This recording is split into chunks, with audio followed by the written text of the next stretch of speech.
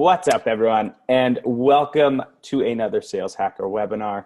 My name is Scott Barker. I run partnerships and revenue at Sales Hacker, and we appreciate you hanging out with us for the next about 45 minutes to an hour or so. We've all got busy lives. I know a lot of us are kicking off our new quarter, so we appreciate you hanging out with us. And I'm super excited about this one.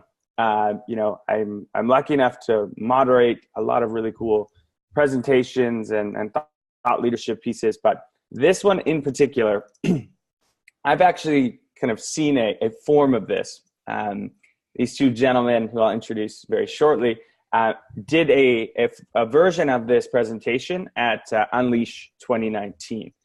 And it inspired me a lot. I actually wrote a blog post that was inspired by some of the things that they were talking about. And it's basically like the new flying cars of sales is what these guys are doing. They're doing some really innovative things. So I begged, pleaded for them to come on Sales Hacker and do a bit of a replay and add some new elements. So what we're going to be talking about on this one is relevance at scale, which is a very, very hard thing to do. And is one of those things that I think organizations have been struggling with for years, is this balance between kind of like personalization and automation and where those lines kind of should be. And then the other thing we're going to talk about is this new idea of outbound operations and what that means. So what we're hoping that you get from this when you walk away is how to build a next-gen outbound company, right? Outbound has been operating in a similar fashion, I would say, in the last 2-3 years. Not a ton of innovation going on, and we're seeing that start to change, and those people who are adopting it are getting ahead, and they're getting ahead fast. So we'll talk a little bit about that. What else we'll dive into is how to expand your playbook to include visual prospecting plays. So stay tuned for that as we dive in. And then last but not least, how to design a data pipeline to power a modern outbound playbook. So looking forward to diving into all this. And again, before I introduce these two gentlemen beside me, these two floating heads, quickly, some housekeeping. So we always record Sales Hacker webinars. So if you have to go and close a deal, make it happen. If you got to jump into a deal review, a meeting, whatever it is, please feel free to do so. Or at the end of this, you think it's extremely valuable and you want to share it out with a colleague, don't worry. Within about 24 hours, we're going to shoot this over to your inbox. And I know I will get emails saying, hey, where's the recording? Don't worry, it's on its way. And lastly, these are always for the community, right? So we want to hear from you. Jump on the Q&A, tell us your name, your title, what company you work for, and if you have any relevant questions, we would love to hear them. We'd love to help kind of frame this conversation that we're going to have through the lens of the problems that you're having today. But we've got that out of the way. Now some introductions. And first, Ben, I'll start with you. I'm joined by Ben Salzman. Ben, welcome to the community, man. Thanks for having us, Scott. Looking forward to picking your brain, as always. So Ben is an advisor at Dogpatch Advisors, and he has held strategy and sales roles at Oracle and also sales management positions at a small company called Google. I don't know if you guys have heard of it. Maybe you should Google it if you can't figure it out. And something that I thought was really cool, I was looking through your LinkedIn, and something I didn't even know was there was a time where you were actually working for the MLB, and you were operating the software that was looking into real-time pitch analytics. How was that? Yeah, it was good fun. It's funny. It was a lot of access, and you get to walk on the field and go in the press box, et cetera, except when the game went to extra innings on a Tuesday and you're there till 2 a.m. cleaning up all the pitch video, it was awful, and they didn't pay very much. So it was fun, but I'm glad I moved on. Yeah, makes sense. So you got all the perks, just there was some cons as well, eh? Exactly. That's right. Yeah, makes sense. Awesome. And also joined by Kyle Williams. who is also an advisor at Dogpatch Advisors. Previous to that was the director of sales at a company called Kahuna, and also spent 4 years working his way up Google from a BD position all the way up to sales management. And a really cool thing that I just found out again was, over the last 10 years or so, has gone from really, an individual contributor on the sales landscape, and you've actually now taught yourself, you're an engineer now, which is insane. Yeah. What was that journey like? It started when I got a job at Google, and the engineers supposedly have 20% time to do whatever they want. I was like, I have ideas. They have time. They're going to build my ideas. And it turns out they didn't have time to build my ideas. But if I could build a hacky little prototype and take it to them, then they would help guide and mentor me. And that set me on this whole path of, building out full products and workflows.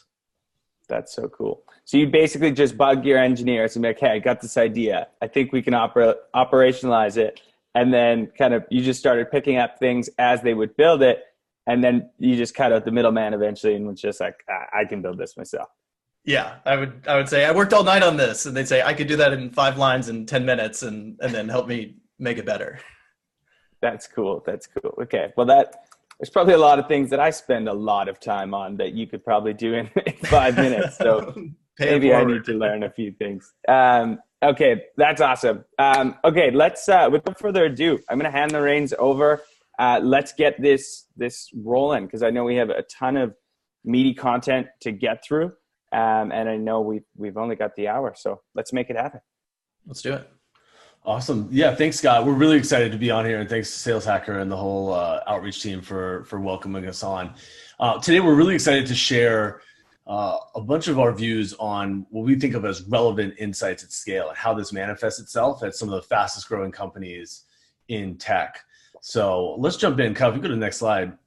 I think a lot of us have probably read Aaron Ross's Predictable Revenue book, and probably have built a lot of our strategy on the back of sort of that model, right? Of how do we go ahead and specialize and start to, use a prospecting specific role. So instead of just AEs and people carrying quotas, is, breaking that out and focusing on people who prospect and people who close in separate roles. And Kyle, if you want to go to the next slide.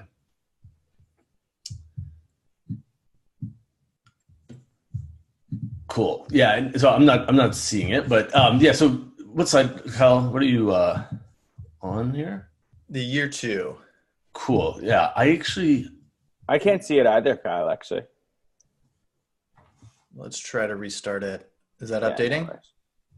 No, it is not. All right. Live webinars. These things happen. This is just adding to the expense. Yeah, that's right. Okay, awesome. There we go. Perfect. Yeah, cool. So we often joke that the graphic on the front of the predictable revenue is just missing one key thing, which is labels for the axes of like, how far along does it get me from a revenue perspective and over what period of time? So we've taken the liberty of sort of proposing that the old SDR model, so the legacy model of putting a list in front of a bunch of folks who are a few years out of school and telling them to go find first meetings, can get you to something like 10 million in ARR and 2 years in. And go to the next slide. And our sort of core belief is that the model itself is only going to get you so far. And I'm not seeing that slide, Kyle, sorry. Yeah, there we go. So our sort of core belief is that to get you to the sort of 5 years in at 100 million and building a really big and lasting company is very difficult. So a lot of what we'll talk about today is how do you think about a next generation model for outbound that'll help to actually bridge that gap of sort of what you've been doing for the last few years or even maybe 15 years in this model to what a next generation model will look like. Next slide.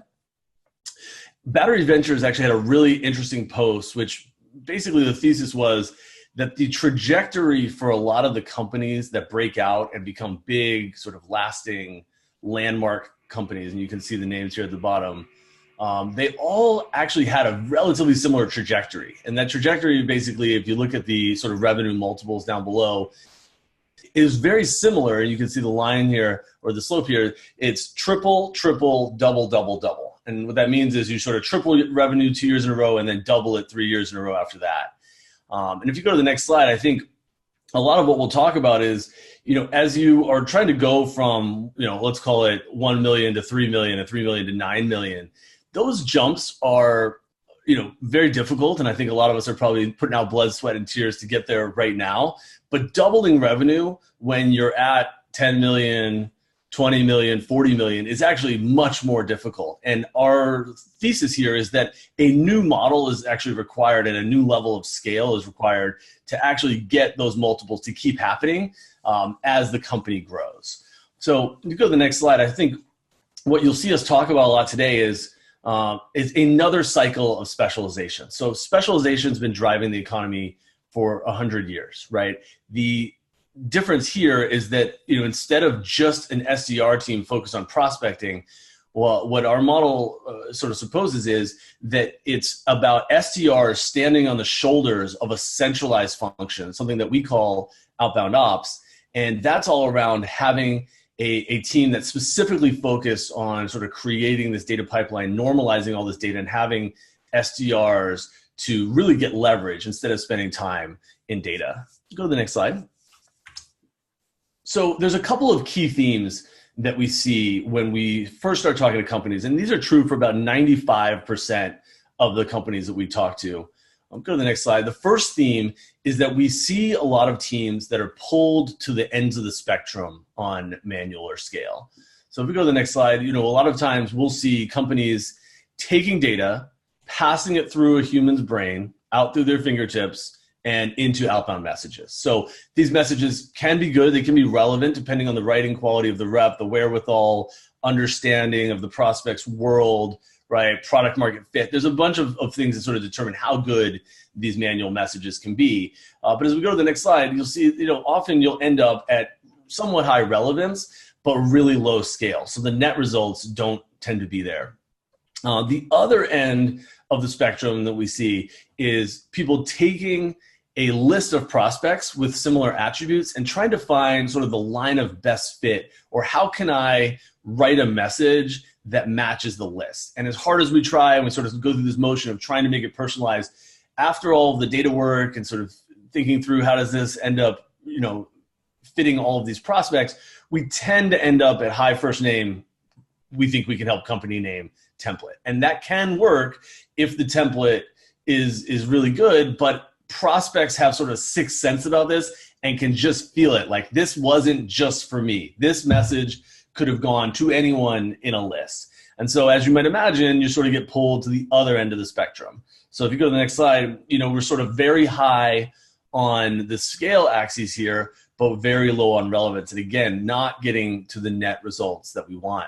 So if you go to the next slide, the other key thing is this is all made worse by SDRs drowning in data. So there's a sort of explosion of raw data, and it comes from structured data that you can buy and data that you can find across the web. But generally, this is really slowing down the sort of main sales motion for the SDRs, just having to think about how do I make sense of and normalize and sort of plow through all of this data.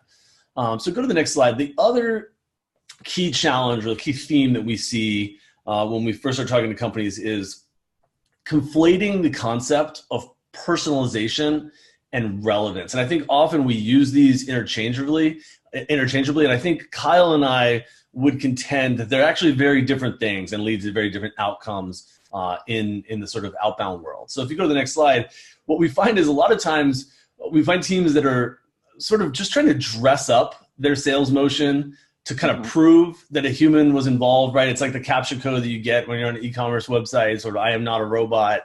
And you're sort of connecting the sort of low-level connection with a prospect, or what we would think of as like tribal relevance, right? So if you go to the next slide, examples of this often are, I noticed you have X tech on your website and I want to sell you my product, or I saw you went to Central Florida, go Knights, right? The sort of like college mascot,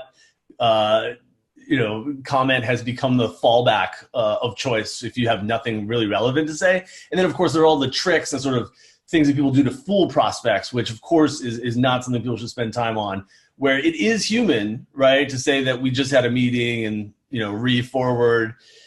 It is not always relevant. And so we really want to sort of separate these two concepts. And one of the themes here is that there's a lot of downward pressure on these, what we think of as observations, where you're sort of saying, hey, I saw X and now I want to sell you my product. When those are totally divorced from each other, it can be very difficult to drive the results you want. So there's a lot of downward pressure on these low-level observations. And at the same time, the bar is rising for required relevance, partially because people are getting better and better messages, seeing the work that data can do in both their consumer world and in B2B.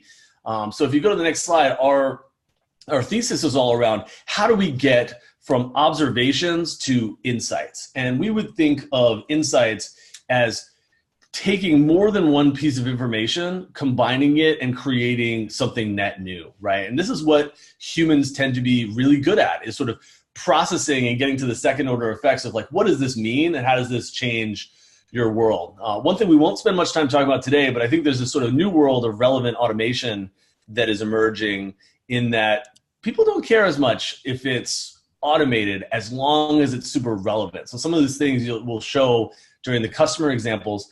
You could argue that maybe a prospect would say, I don't even know if a human was involved in the creation of part of this message, but it doesn't matter because it's so relevant to that specific person, that specific organization. So go to the next slide. And then just quickly, if you don't mind me jumping in here, because that point, we've got a good question here. And then that point is part of what kind of blew my mind when we originally were going over this. I really sat and critically thought about that for a second and was like, do I actually care if I know that, let's say I'm on a sequence, but everything, and I know that this is not a human, but everything that they're saying has pertinent business value to me and things that I'm struggling with right now? Thought about it and literally would not care whatsoever. Right. It has nothing to do with the human. The only thing is that humans typically are the only ones that can draw those insights. And that is why I usually go, okay, I need to talk to a human. So interesting. Kyle, you were going to say something there? No, I was going to say you hit it on the head, and there's two trends that drive that. Like, one, if you run a model where you can get to relevance, it's more possible to get relevance without a human involved. And two is external, is people's expectations. There's way more happening in the world just in your personal life, of like Siri recommending that you mute your phone before this call started. And I don't think that anyone at Apple did that, but it was super helpful to make sure my phone's not ringing right now. People are more used to it. Like, developers get tons of notifications all the time. They hate hearing from recruiters on LinkedIn. Like, there's some shifts happening outside of what we're doing. Yeah. Absolutely. And a lot of it, people have often talked about this sort of 5-year delay from things that happen in consumer to things that happen in enterprise. We think that's pretty true. And a lot of it, like the display advertising business, right? It used to be if you were shopping for something on Amazon and then 3 days later saw a display ad for that same thing you left in the cart, you're like, whoa, that's really creepy. Like, please stay out of my privacy, right? And now I find that to be helpful. I'm like, oh, great. Like, the internet is working for me to get things done that I care about. So that's, I think, where we're going in B2B, is people saying, this is relevant to me, so I don't actually care. And in some cases, it's actually relevant because of the scale and because you're doing it across many accounts. And those are things we'll touch on as we go. Yeah, that's cool. And so quickly go into the community here, and then we'll keep it going. So Darren has a great question, and I think we're getting to it. So we can answer it now or just as we go. What is a real world example of a strong insight? Yep. Yeah, we're going to spend the back half of this presentation just on that. And so it really is very specific to each company, and that's part of what our model is all about, is how do we sort of use all of this data to drive insights and relevance at each specific company. So yeah, that's the back half of this presentation is solely focused on examples. Perfect. So, we sort of talked about when you're pulled to one end of the spectrum or the other, you end up, very high scale, low relevance, or the opposite of very high relevance, low scale. And, modern outbound is likely to be both high on scale and relevance because of all this data. So for a long time, companies have been using data to drive the targeting of what do we know about these companies and how can we use that to prioritize, right? Like that's something we've been doing for a long time, I think. What's different about a lot of the examples you'll see in the back half here is that often the data is directly driving the content as well. So we know from the attributes in the data, we want to talk to this company, here's what we want to talk to them about, and then we're actually dynamically generating content, both plain text content and visual content that is actually driven from the data itself. So that's where we want to get to, high net results that are both, high on scale and high on relevance. And kind of tying back to the original thesis, to get you from 10 million to 100 million, it's going to require scale. There's no two ways about it. So if we go to the next slide, Kyle. When we take a quick look at our model, right, we talked about what is outbound ops. So often, we try to explain outbound ops is a clearinghouse that is meant to process, normalize, and stage a lot of this raw data that's used in outbound. And again, have the SDR stand on the shoulders of all that data work instead of directly being responsible for it. And so there's a few different flavors of data that we sort of will bucket for our customers and when we talk to people about next generation outbound. And one is buying third-party data. So Clearbit, ZoomInfo, there's a whole bunch of vendors out there that many of us have contracted with already that tend to be, a significant investment and varying levels of quality depending on the kind of data, but often doesn't get you all the way there. So, you often have to layer on an outsource method of going and brute forcing to get specific pieces of data, whether it's offshore or having inexpensive resources to go and find it. And then lastly, and probably most importantly, is the collection of the automation of data of how do I use engineering, use custom code to go out and pull sets of data that are so specific to my company that nobody else would probably sell it. So maybe your competitors would be very interested in this data, but Clearbit's not going to have this specific set of data because there's only a few companies in the world who want it. That's where real relevance comes from, is when you're going out and sourcing this custom data, processing it through and having SDRs, be leveraged when they're taking advantage of it. So go to the next slide.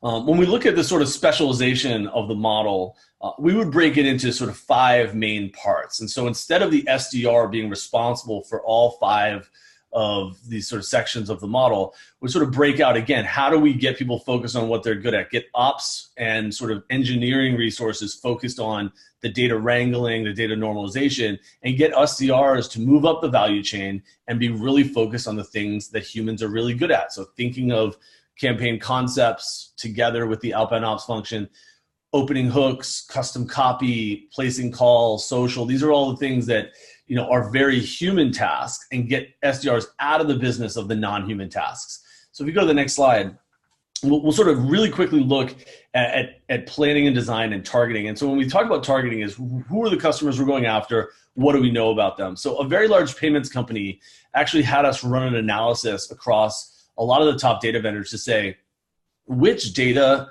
do you have and at what fill rates? So, if we're looking at a set of thousands and thousands of companies, in this case, it was about 4,500 domains, what percentage of them do you have in your database, what we would think of as match rate?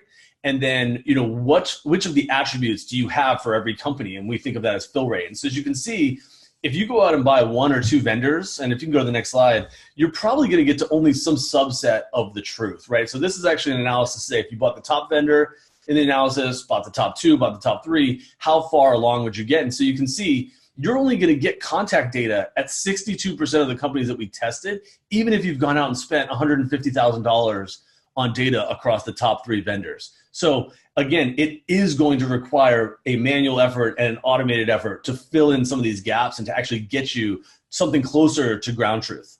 Next slide. So, as you see in some of these examples, it's not about lists. It's not about a single data vendor. It's about creating a data pipeline that allows you to sort of build a next generation playbook, have the data that feeds this playbook be constantly sourced, constantly massaged, normalized, and sort of what we would think of as wrangled, and make it really usable to expand your playbook. Next slide. So the other section of the model that we'll talk about briefly, sort of from a conceptual standpoint, is rethinking planning and design. So if you go to the next slide, writing a template like this one in Outreach or whatever tool you use is actually quite easy to type all of these words, right? You go into your template creator, you go and insert your merge tags, like creating this template, quite easy. What's really difficult is filling all of these merge tags with content that is both accurate, relevant, and reads one-to-one. So when a prospect receives his email, does it actually feel like a human sat down and wrote this? And that's really difficult. So we would think of one of the themes that we would always recommend to companies is how do you crack the mental model for flexible templates and start to build a template strategy that allows you to feed a lot of this data in and make sure that you're actually saying very different things to each prospect based on what we know about them. So go to the next slide. So, as you do that though, and we just sort of talked about this concept of, Kyle and I will call it Uncanny Valley of like, if you get to this flexible template model and you're feeding data from all these different sources, how do you make sure it doesn't sort of feel icky, right? Like there's these mixed elements of automated and manual or sort of computer and human. And when those things mix in the wrong way, it can be really creepy, right? It's like the animatronic guys in the cartoon movies with the red eye. So like, or the State Farm commercial where the guys, starts crying on the hood of the car. It's like, it's close to human, but it's just a bit off. And that's actually even worse than just totally knowing that it's a robot.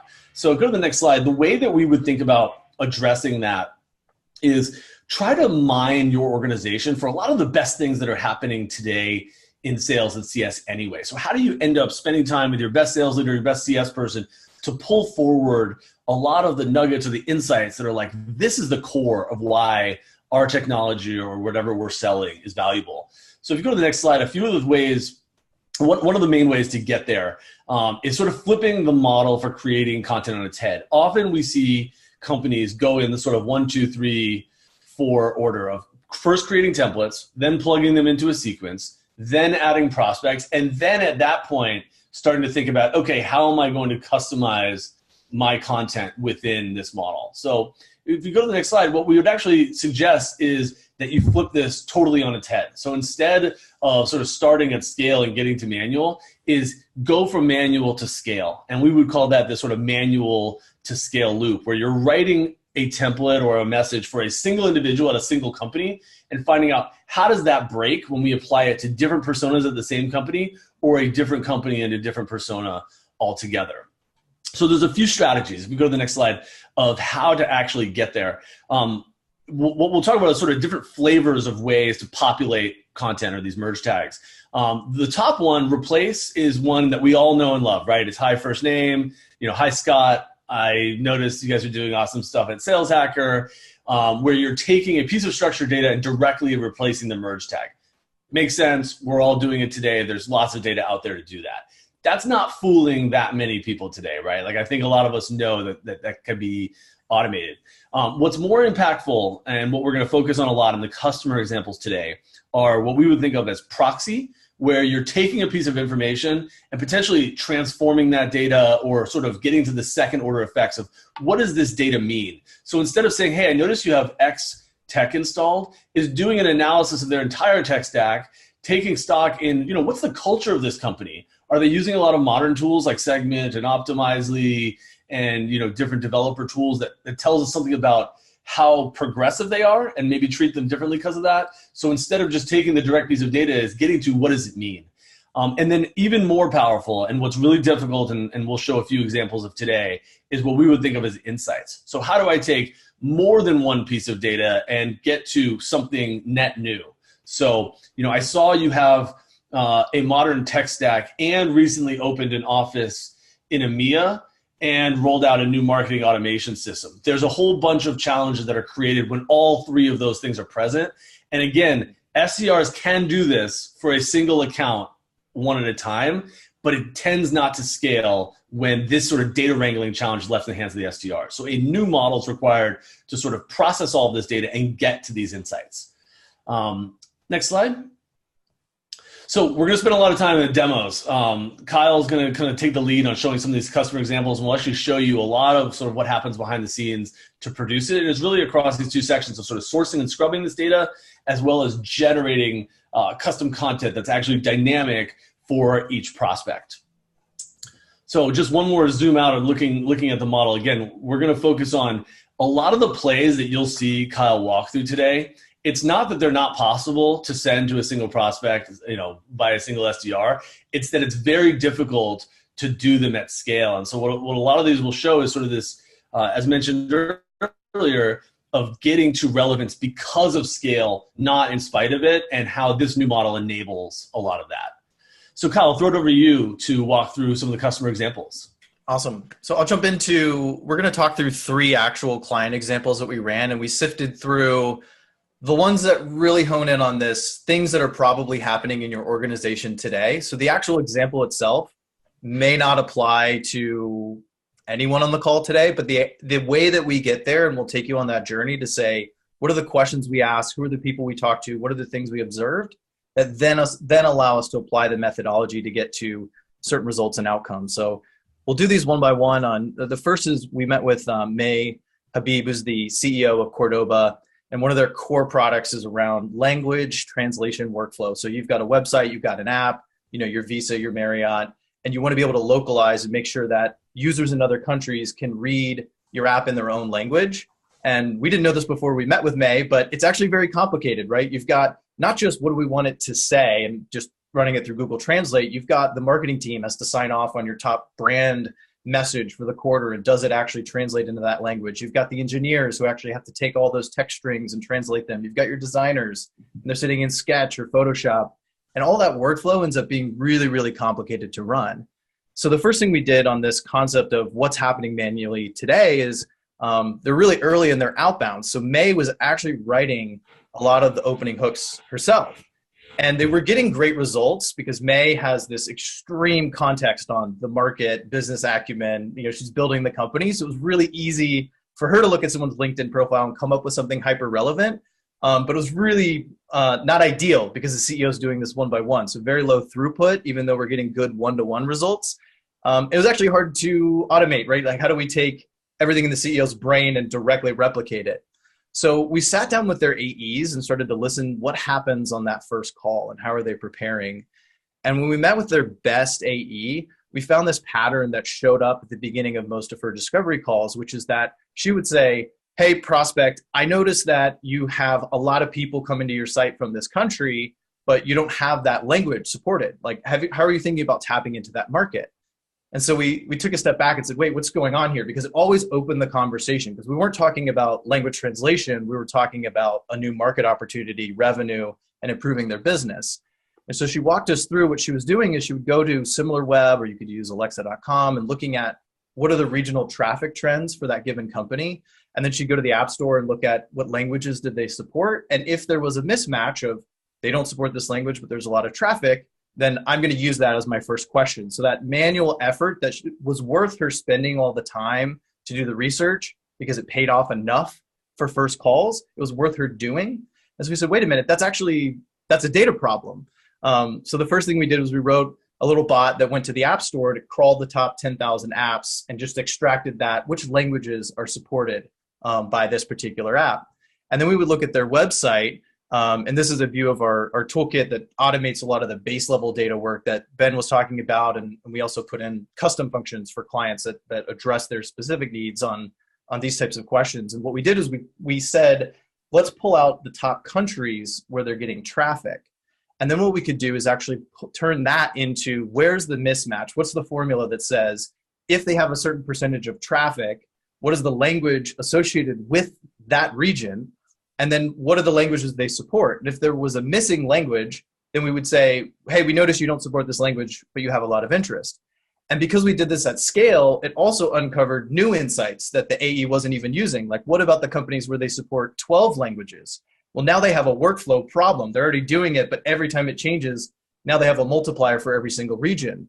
So when we were in the looking at the data, what you end up with is a structured data set, which is something like this, which is what are the regions they're getting traffic from?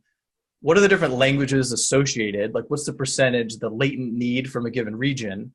What countries do they support, or by proxy, which languages do they support, and how many? And then we can create this nested formula that just takes all of that structured data and converts it into a human opening hook that says, I noticed your app supports English and German, but 12% of your traffic comes from Spain and Mexico. Or I noticed an incredible number of languages that you support, and then we could talk about the workflow challenge that you have.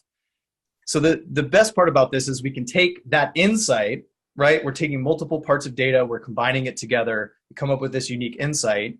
We can start to take proxies for given that insight, how would a different role think about it differently, right? If you're on the business team, you're thinking about opening up a new market. If you're on the marketing team, you're talking about brand recognition in the region. If you're on the product team, we're talking about ease of getting your engineers to be excited about new updates. And we're surfacing all of this replace with the first name, the insight on the regional traffic, which then creates a pivot or a proxy on the role of the person we're talking to. And we can surface all of that so when their SDR team is reaching out, they have a ton of context, right? We have this powerful opening message. It's tied into the persona. So when they're doing that manual effort and that manual copy, they can create this bridge of where the human's going to be best of connecting those dots together. And the net impact of this is that on a message-to-message basis, they were getting a 50% increase in the number of opportunities. So that in and of itself is great. But because we're switching from the CEO going person to person and writing opening hooks, it's actually a 20x throughput. So we're running faster. And because we're doing this at scale, we're uncovering new insights and we're pulling forward what happens in sales, we're getting better results overall. That's awesome. So and quickly just go ahead.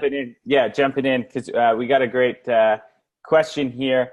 And this is from Sarah, and she says, this is genius, but it looks like a lot of work.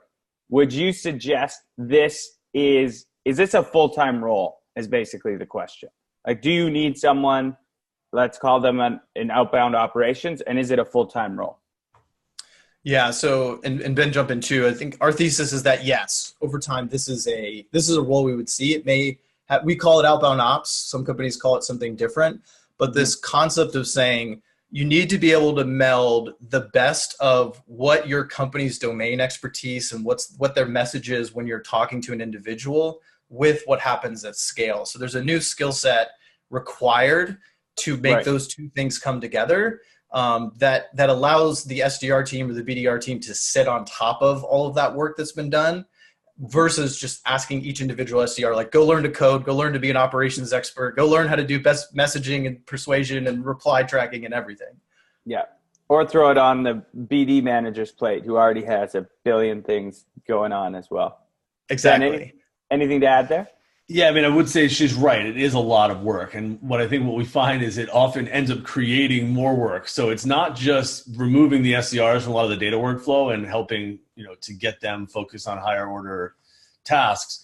It actually creates a whole bunch of new opportunities for different play types and completely different concepts, which then of course creates a whole nother set of workflows. So it is a lot of work. I would say it's definitely at least a single FTE at most, sizable companies. In many cases, if your hiring headcount says you're going to hire 10 SDRs in 2019, in very few cases would we not recommend that it's actually 8 and an outbound ops person. And we're gonna cover some of this in the later examples of it's okay to start small, right? Like the core idea is this model that says take what's actually working later on and pull it forward. Like if you can start to make small steps towards that, you're going to change the nature of how you do outbound, right? Versus just a feedback loop that says, how many opens and replies did I get?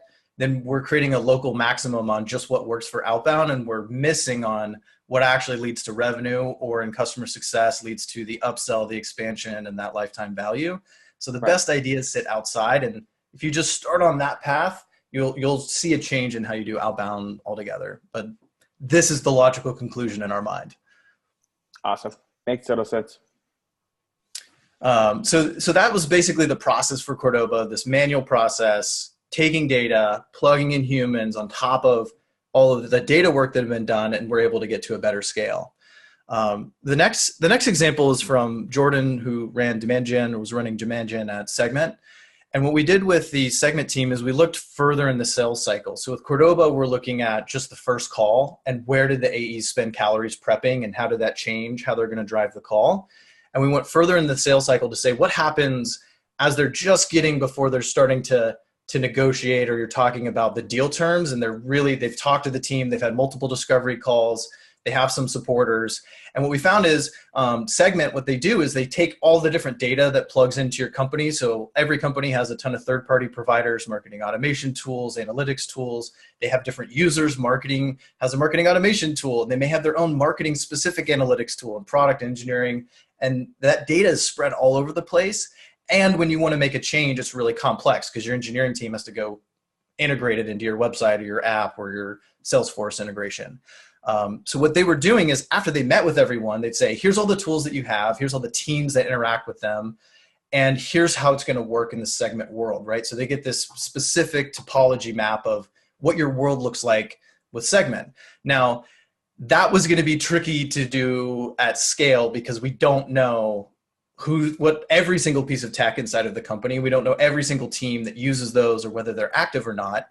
But the core essence of the message, and that's the exercise, is to say, what's the essence of what's happening here? It's saying your data is spread all over the place. You have different questions than other teams, and it creates challenges for other teams when it's not connected. That was the basic core message. And so we went with what we call visual prospecting, which is changing an image. Instead of trying to put all of that into text, is let's make it an image. So it's just picture tells 1,000 words concept.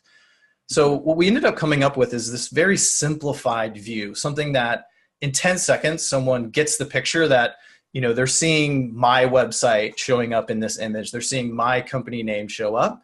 And then on the right, what we're doing is we're looking at, the Clearbit detected tech. So Clearbit will tell you, here's all the tech that's installed on their website.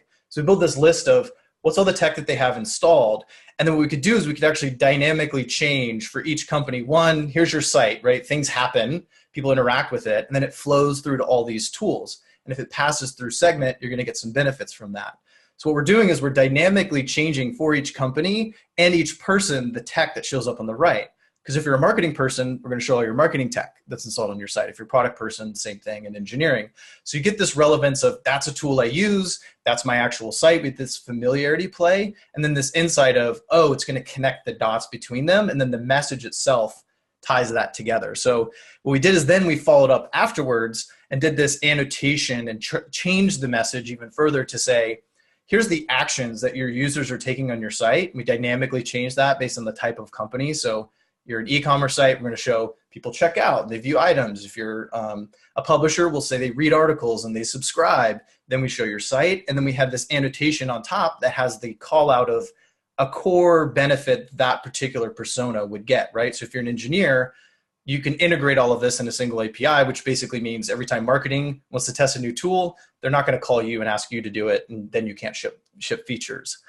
So we take that image, tie that into same concept of now we have this insight, right? You have all of these tools. They could be talking to each other. We can create an insight from that knowledge, proxy on the persona, combined with the tech that we know with the image insight below. And then again, same concept, right? We've created all of this context for the SDR to go in and say, in one single message, I've got everything distilled down to what's going on with this company that's relevant to what we're doing today. And now I can start to bridge what's happening here instead of just saying, saw you went to college, go mascot. I love it. I'm responding to that email. I get that email, I'm responding to that one for sure. There we go. There's no way you're not. That's so cool. And you get a lot of emails, so that's a high bar. A lot. So this same concept of what is happening in your sales cycle, maybe even further on, right? There's even more calories being spent. And this is where it can get more complex. But if you take the extra time to say, what's the essence of what happens here? Why is this working in our deal cycles? And then distill that down and pull it forward, and then start to look at either new types of content or new ways of mashing that up together to send a message like this. And I'm bearing the lead of the net effect of what happened when we ran all of this, which is that we noticed a couple different outcomes of changing the copy, using some of these principles. We saw this sort of linear increase in the results. And when we added this dynamic image, and we actually even shortened the copy even further to make the image show up even higher in the fold, is they were getting a 300% increase in the number of opportunities generated from roughly the same copy that we started with. Wow. So the last story we'll talk about is Guillaume, who's the VP of growth at Drift. And so what Drift does, I think a lot of people on the call may know, is you go to a site and there's the ability to interact directly, right? Whether it's a bot or being able to talk to the team directly versus filling out a form. And I'll skip part of the story of talking to their team. One of the things they were doing is they would go to the company's website and overlay the Drift bot and then take a screenshot and then send it to them. It was really effective to say, here's what your world could look like. but it was pretty time consuming. So the first thing we did is we built a bot that would go to a site, take a screenshot from the domain, we'd figure out the company name, and we'd figure out their logo, and we'd stitch all of this together. So skipping a few steps to talk about the next example of tying together, we've now got an image showing here's what your world could look like. So now what we're doing is we're creating this future state example with visual prospecting, right? Like you can see your world. We're jumping forward. We have conversations for 3 months. You joined our company. Here's what it looks like.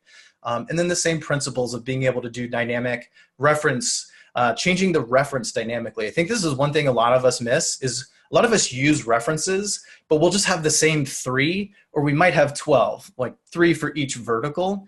And what we found is really effective is mapping not just your top anchor customers, those top big best customers that you want to mention, but looking at things like what's the Clearbit tag that matches to a customer that doesn't show up a lot, which means that they're probably very similar business models. So instead of saying 3 references, we're doing 5, and a couple of those are your anchor customer. And a lot of them are the hyper relevant specific. So having this dynamic reference is a very small pivot that we don't see happen a lot, but is highly effective. Because how many of us have gotten a reply to an email saying, yeah, that's great that you have IBM, but have you ever worked with and then they mention their specific niche vertical that they work with. So again, the same concept of taking what was happening, and here we're basically just replicating the same process, just using technology to do it. Now, what got a little bit more complex was, I think that some people may know that Drift has taken the stance, we're anti-forms, right? We don't want to put this gate of fill out a box and then wait to hear back from someone. And if you look at what they were doing, their teams were doing this manually, right? They would go to a company and they'd navigate and say, where does it say request a demo or contact us or get a trial? And then to go to that page and take a screenshot and then say, hey, I'm on your site. I want to talk to you. Now I have to fill out these 7 questions. Why not just talk to me? And then follow up with the image of the Drift bot. That's kind of a complex problem to figure out how to do automatically. So what we did here, and all this seems complex. What we did is we built a prototype in about 2 hours, just looking at some basic heuristics to figure out where a form might be, and then running it against sites where we knew they're all going to have a form. So we used the Forbes Cloud 100. And a third of them matched. I was like, okay, we haven't invested a lot in this, but we're getting some early signal that this is going to work. And I think to the earlier question, whether this is the thing that you do in 2 hours to prototype or something similar or different, it's about not just saying, all right, we've got this complex idea. Let's go spend 6 months mapping it out and pulling engineers and changing the whole way our company works. Find the small example and start to get some early signal and iterate quickly. So we had some early good results from a prototype, and then we thought, can we automate this at scale? So we invested a little bit more into the bot concept that runs this. And Ben, I'm just going to jump ahead into the actual example here is we've got this form hunter functionality of you give it a list of domains, and then we'll run the script. And what happens in the background is a bot navigates to each site, starts clicking around on all the links, and then identifying which of these links is likely to have a form, and then analyzing the page itself for the form. And then it's grading itself, right? Saying, do I think I got it right or not with this high or low confidence? And if it thinks it got it right, and we'll pull in the highs here, it's also going to tell you, like, what is the type of form? Contact sales. So we might say something different. That would be a proxy data point of, is their main call to action contact sales, or is it to get a demo? We might say something different. How much are they asking from people? How many fields show up? And then what's the page where this happens? And then as a byproduct, we're also pulling out the actual form, right? So we can show them, here's what you're asking me to do. So a lot of different hops happened here, right? It's not the same way that a human would do it. It's a totally different path, but we're ending up at the same outcome or same result to say, here's what's happening on your site. Let's communicate. And then similarly with the Drift bot, making that something that's easy and accessible. So we think over time what the Outbound Ops role will partially do is surfacing these ideas, helping to iterate and prototype, and then also making them accessible. So some of these will happen on their own, and some of them will be things that maybe happen on demand of just getting on this call, all of a sudden I should prep something, I should come up with something, and being able to generate those images on demand. And then I went way off of our track here. So the end state of this is now we're starting to populate not just the here's what your world could look like. We're actually saying, here's your world today. Here's the challenge that that creates in this new era. So we're populating the field count, the image. So all of these work streams that happen in outbound ops is looking at, is this generating a new insight for me? Or what are the other things that I'm figuring out along the way that I could then repurpose and run with? And again, this is data that isn't going to be available from a vendor. It's really only going to matter to a handful of companies, but the mental model of what's happening today, what's the essence of that, and then what can we do to try to replicate that over time? So I think the big question probably showing up in the Q&A is, how do we do this? Like, what are the ways that we can start?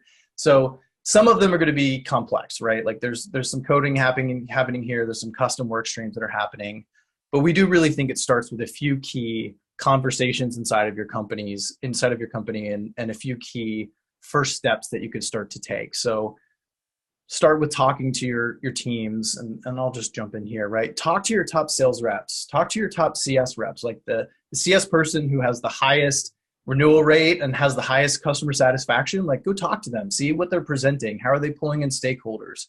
What are the moments that happen, right, for them?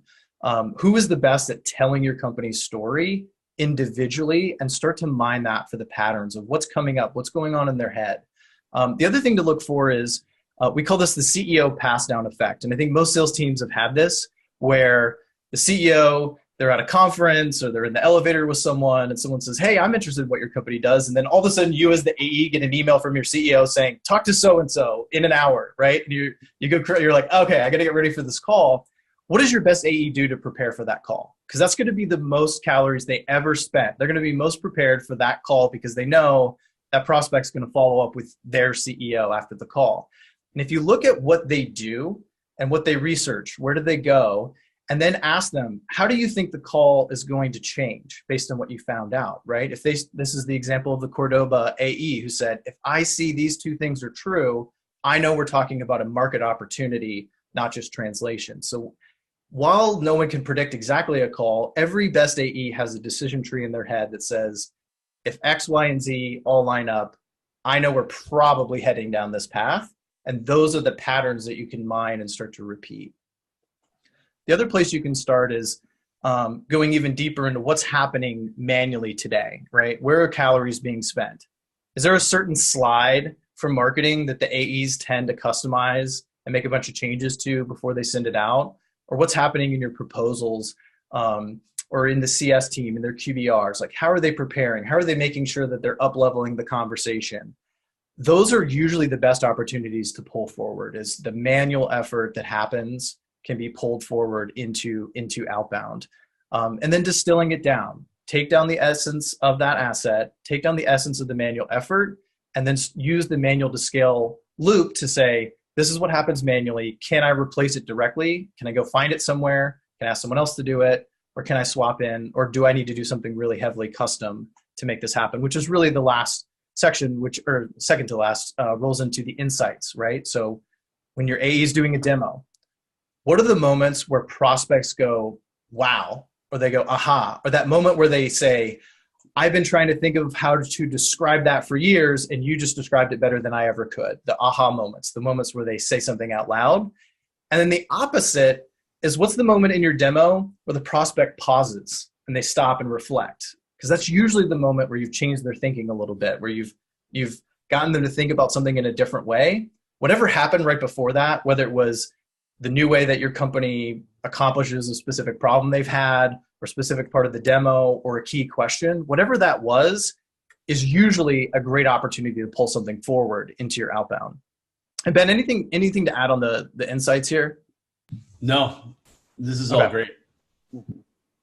So we'll jump into the last thing you can do, and this is the most complicated one, which is the data sourcing, right? So you're asking these questions of your AEs, you're looking at how they're driving calls, you're looking where manual effort is starting to be spent, and you're creating a roadmap of how you're going to pull it into outbound, right? We need to know X, Y, and Z to get there.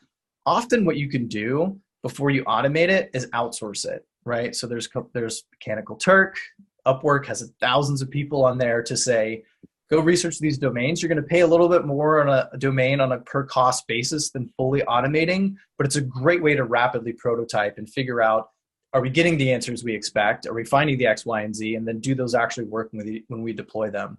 And the last one is prototype early, right? Find the small example to test and iterate. Don't over design these things up front.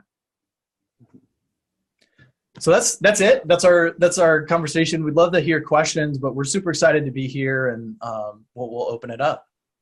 I love it. I love it. I was just sitting here, staying quiet, taking notes. I'm now thoroughly convinced. This is now my second time kind of hearing this. Thoroughly convinced this is the future of outbound. Like there's no question in my eyes. And I think when you, certainly for myself, when I first kind of like dove into it, it can be daunting for sure. It's like, wow, this is crazy. But you got to look at every big jump forward that we've had with outbound. Like even when sales engagement and cadence and sequence tools came out, there was people that are like, whoa, what is this dynamic field thing? This is crazy. Like I'm not diving into that. And then the people that did, get there first had this just huge, leg up on their competition until they all caught up. Now it's table stakes. This, I believe, is kind of that next iteration. So very cool, guys. And we have some great questions. So, and get to that. Canino, thank you for your question. It is around who has the best view on the demo insights, that aha, wow moment. Is that subjectively like what my AEs think, or how would you go in and find that out? And Ben, we'll start with you. Yeah, I'll take a crack at it. I think first and foremost, look everywhere, right? These insights tend to come from very surprising places in some cases. So often the key people to talk to, CEO or executive team, the best AEs, the best CS reps, people in marketing, people in product, right? So it does tend to come from a lot of different places. I would sort of use the test of like, if you had the biggest customer meeting the company's ever had and they were coming to your office, who do you put in there?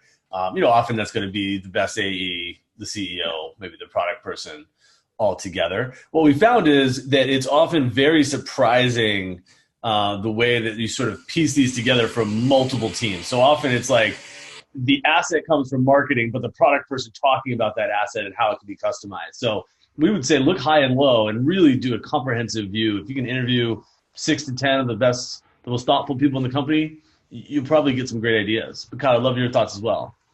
Yeah, and subjectively is an okay place to start, right? Have your best AE take you through the demo and say, what happens after this? Where do people interject? Where are the objections coming up? Because those moments are where you're getting people to think or hopefully think differently about their world. So that's a great first place to start. And it is about what Ben is saying. Like we want the best people in the room and taking that and pulling it forward. So objectively or subjectively is a great place to start. We think over time, if you have a gong or a chorus and you have the moments where questions are happening, or what's the moment where the prospect was a very small amount of speaking and then all of a sudden there's this huge long stretch of them talking. What happened right before that, right? So there's over time going to be more quantitative ways and objective ways to get there. But you can get there either way. One thing I would say is don't limit, especially when you're thinking of the visual prospecting plays. Often, again, people try to approach this of, okay, where can I find a visual that I know I can go and populate the data? And we would say, don't worry about that. Instead, what is the perfect thing we would want to show? And then trying to solve that data problem second, right? Because often if you're sort of just limited by the sort of frame of reference of what data do we have access to today, you're potentially leaving out the highest form of relevance, which is, oh, okay, our engineer has a way to go and inspect element on a site, pull this out and populate it that way. So really just think creative, like what's the perfect pie in the sky idea, and then back into the data problem, not the reverse. Great question. Yeah, that's a great point. I like, kind of flipping it on its head and going after the best possible and then figuring out how to do it versus being like, hey, let's throw this in because we think it will be easier to do. Yeah. I like it. Okay, another one here. This one goes back to kind of the thought process around this, like potentially this new role that could be in every SaaS company in the next few years. If you made this, and this is from Denise. Denise, thank you for the question. if you make this a full-time role, how would you two comp this person? Would it be appointment set, pipeline? Would they share in commission with the reps? Any thoughts on that? Kyle, let's start with you on that. Yeah, so it very similar to like how you would think of an operations role, right? Like you might layer onto the team target, but ultimately, you're looking at the overall what's happening across the team. And outbound over time becomes more of a function of how good are the SDRs at converting replies, right? Versus crafting campaigns and copy. So we do think it's a layer over the entire team is the best way to look at modeling that. And then you can focus your SDRs more on actual sales motion, which over time actually puts SDRs into a better position to get into an AE role. And Ben, what would you add? Yeah, I mean, I would just say that, from what we've found is, the profile of this person, the culture of this person is much closer probably to an engineer or an ops person. So probably putting them on the company plan and knowing they're going to like work really hard to make this happen, but then kickers on, potentially really high performing campaigns. We've even seen some companies have the really, fun types of spiffs and things of like, if we get a prospect replying, actively complimenting the concept or the play, you get a certain bonus. So we've seen some cases where the ops person is generating a campaign that's so good that the person replying will say, wow, I've never seen anything like this. So, just find ways where they're motivated to get to those really exotic insights. But at the same time, like the profile of this person is probably going to be a company plan. They're coming in and sitting in front of data all day. If you make them feel like a salesperson, you might have the wrong profile there. It's got to be someone who's deep into the data world and not necessarily an ex-salesperson. Yeah, I would totally agree for sure. Or unless you find a Kyle Williams somewhere. Right. In a perfect world, it is an ex-salesperson who has now turned themselves into an engineer. Hard to come by. Yeah, one of one in the universe, I think. Yeah, but awesome, guys. All right, that takes us to our hour. I wish I could sit here and chat with you guys all day. But we all got things to do and places to be. But appreciate the time today, guys. That was super, super beneficial to the entire community and myself. I really enjoyed that. And for everyone who had great engagement throughout, thank you. We already have people in the comments saying, I want to jump on a phone with these guys and I need some consulting. So that's always a good sign. And yeah. Thank you so much. And everyone go out and crush the beginning of your quarter.